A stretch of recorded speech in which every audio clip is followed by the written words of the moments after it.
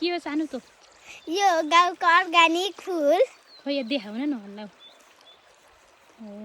यो त जहाँ कति पाइन्छ नि मामु खेतबारीमा पनि पाइन्छ घरमा पनि पाइन्छ जहाँ कति घाँस बारीमा पनि पाइन्छ हो र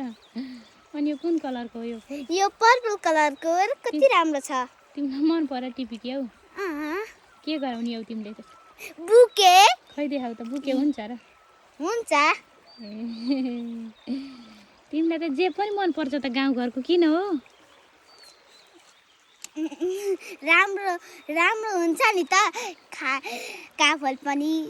काफल त खाँदाखेरि मिठो हुन्छ औषधि पनि खाँदाखेरि मिठो हुन्छ यो त राम्रो हुन्छ देखाउको कहाँ कहाँ लो नि कहाँ कहाँ वाउ ओरिजिनल फुल हो न यसको गेडा फलेर खान्छ नि छोरी हामीले खान्थ्यौँ